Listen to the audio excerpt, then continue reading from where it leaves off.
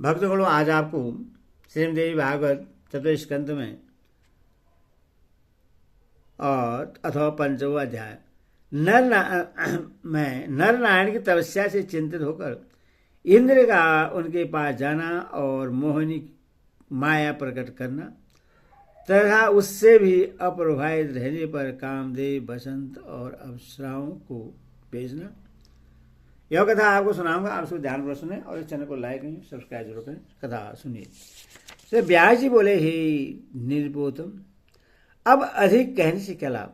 इस संसार में कहीं बिरला ही ऐसा कोई धर्मात्मा पुरुष होगा जो द्रोह भाव से रहित हो। यह चर अचर संपूर्ण संसार सागर द्वेष से ओतप्रोत है। हे राजन, सत्ययुग में भी यह संसार ऐसा ही था, तब कली से दूषित इसके विषय में क्या कहा जाए। हे राजन, जब देवता भी सदा ईर्ष्यायुक्त दुरोह से भरे हुए और छल परायण रहते हैं, तब मनुष्य तथा पशु पक्षियों की बात ही क्या है। यदि कोई मनुष्य द्रोह करने वाले के प्रति द्रोह भाव रखे तो वह समानता की बात है, किंतु द्रोह न करने वाले तथा शांत स्वभाव वाले के प्रति विद्वेष रखने को निष्ठा कहा गया है।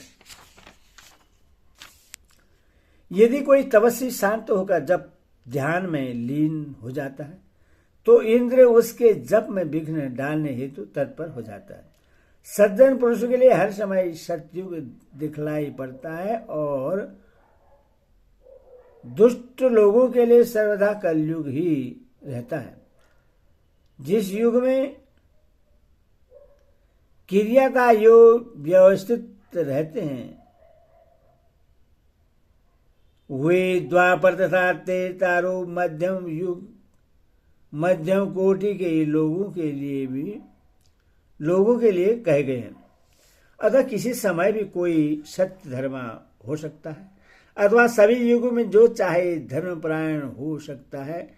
हे राजन, सर्वत्र धर्म की स्थिति में वासना ही प्रधान कारण मानी गई है। उसमें मलिनता आ जाने पर धर्म भी मलिन हो जाता है। मलिन वासना विनाश के लिए होती है, यह सर्वदा सत्य है। ब्रह्मा जी के हृदय में एक पुत्र उत्पन्न हुआ जो धर्म इस नाम से कहा गया है तथा ब्राह्मण सत्यपरायण तथा वैदिक धर्म में सदा संलग्न रहने वाले था। उस गृहस्थ धर्मी महात्मा मुनि ने पाणी ग्रहण की विधि से दक्ष प्रजापति की 10 कन्याओं का सम्यक रूप से वर्णन किया। सत्यवर्तियों में श्रेष्ठ उस धर्म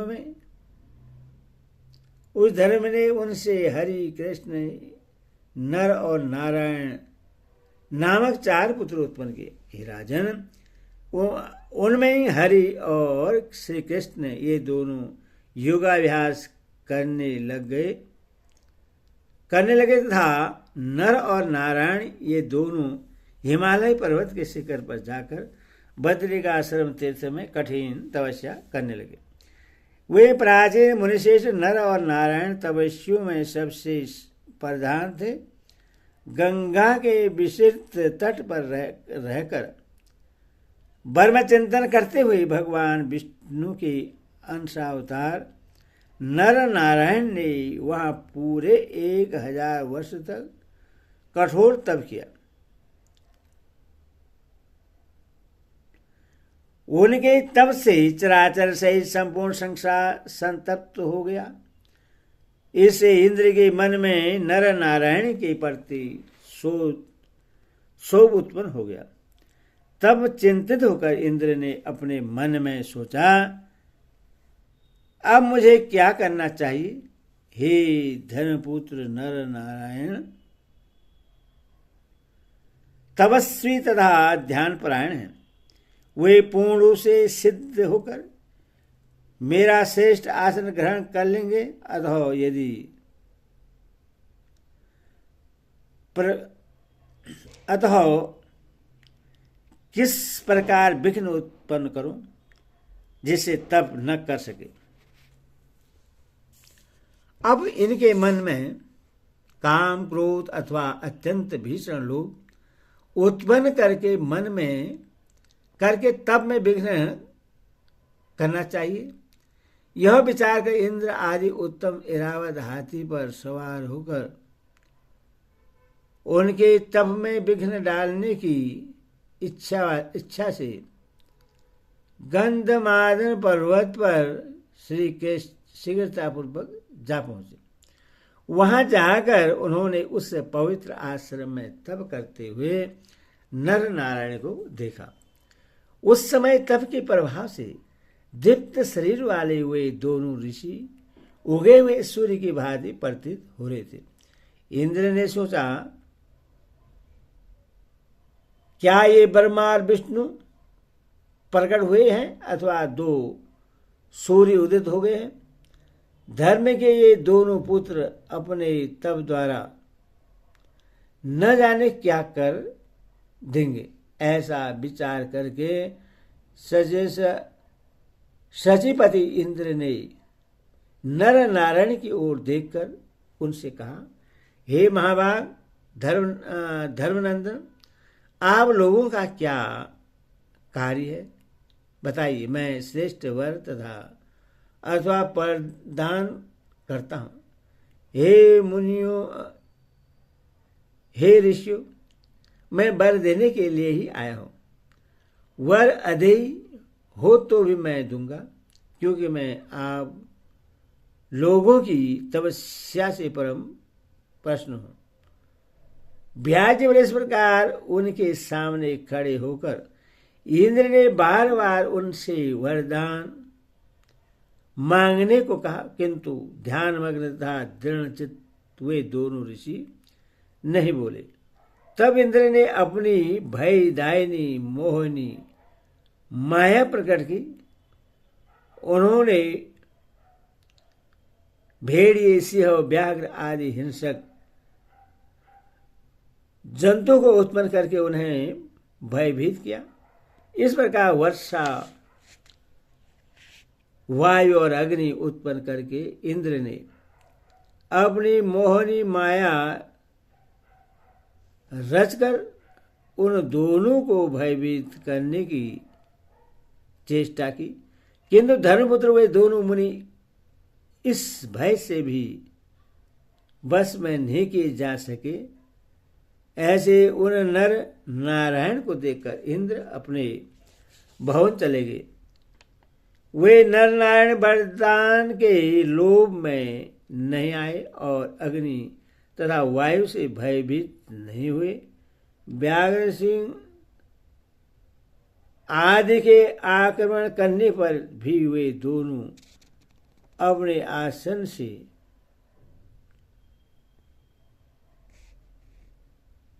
हिले तक नहीं।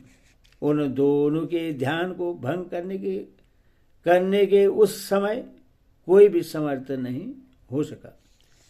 इंद्र भी अपने घर पहुंचकर दुखित होकर विचार करने लगे कि मुनिवरों ने उत्तम ये दोनों ऋषि भय तथा लोभ से विचलित नहीं हुए। वे तो महाविद्या आदि शक्ति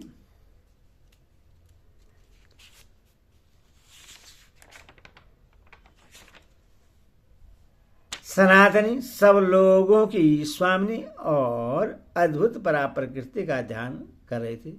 देवताओं तथा असुरों के द्वारा रची गई भारी माया जिन भगवती से ही उत्पन्न होती है, उनका ध्यान करने वाले को विचलित करने में कौन समर्थ है, चाहे वह कितना ही बड़ा मायाविक क्यों न हो। जो लोग कलमश रहित होकर भगवती का ध्यान करते हैं, वे भला कैसे विचलित किए जा सकते हैं। देवी का वाग बीज, काम बीज और माया बीज, यह जिसके हृदय में विद्यमान है, उससे विचलित करने में कोई भी समर्थ नहीं है।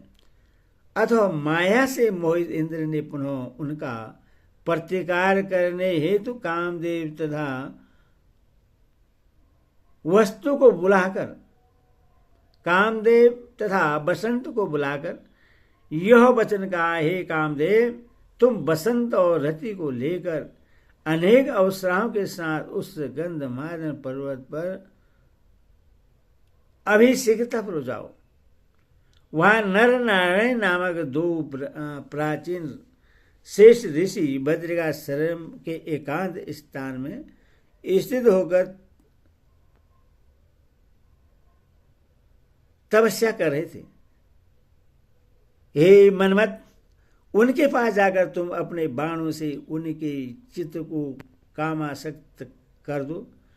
उनका मोह तथा उच्चाटन करके तुम अपने बाणों से उन्हें शीघ्र आहत कर डालो। मेरा यह कार्य अभी सिद्ध करो। इस प्रकार हे महाभाग, धर्म के पुत्र और उन दोनों मुनियों को वशीभूत कर लो। इस संपूर्ण संसार में देवता, दैत्य और मनुष्य कौन ऐसा है जो तुम्हारे बाण के वशीभूत होकर अत्यंत कामासक्त न हो जाए। हे कामदेव, जब ब्रह्मा, मैं, इंद्र, शिव, चंद्रमा या अग्नि भी मोहित हो जाते हैं, तब तुम्हारे वाणों के पराक्रम के सामने उन दोनों का क्या गणना है। तुम्हारी सहायता के लिए मेरे द्वारा यह रंभा आदि अवसराओं का मोह भेजा जा रहा है, तो वहां पहुंच जाएगा। अकेली तिलोत्तमा या रंभा ही इस कार्य को करने में समर्थ है, अथवा तुम अकेले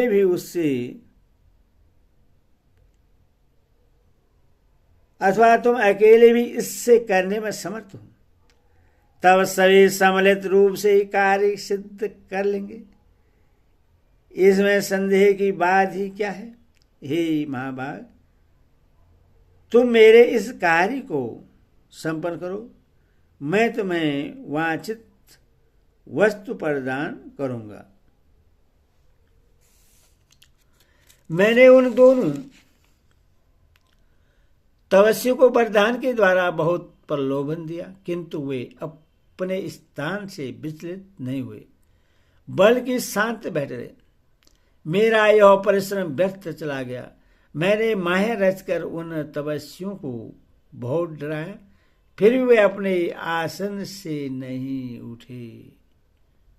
वे दोनों शरीर रक्षा के लिए जरा भी चिंतित नहीं है। व्यास जी बोले, इंद्र का यह वचन सुनकर कामदेव ने उनसे कहा, हे इंद्र, मैं अभी आपका मनोवांछित कार्य करूंगा। यदि वे दोनों मुनि विष्णु, शिव, ब्रह्मा अथवा सूर्य किसी का ध्यान करते होंगे, तो वे हमारे बस में हो जाएंगे। मैं केवल कामराज महाबीज कलिम का अपने मन में चिंतन करने वाले देवी भक्त को बस में करने में किसी प्रकार भी समर्थ नहीं हूं। यदि वे भक्ति भाव से महाशक्ति स्वरूपा देवी की उपासना में लगे होंगे, तो मेरे बाणों का प्रभाव उन तपस्वियों पर नहीं पड़ेगा। इंद्र बोले, हे महाभाग, जाने के लिए उद्धत इन सभी के साथ तुम वहां जाओ। यदि मेरा यह कार्य अत्यंत दुस्साध्य है, फिर भी तुम इस हितकर तथा उत्तम कार्य को पूर्ण कर ही लोगे। व्यास जी बोले, इस प्रकार इंद्र का आदेश पाकर वे लोग पूरी तैयारी के साथ उस स्थान पर गए जहां वे धर्मपुत्र नर नारायण कठोर तपस्या कर रहे थे। एदेश्वरं देवी भागवत महापुराण चतुर्थ स्कंधे नर नारायण कथा नाम पंचमाध्याय। हरि ओम।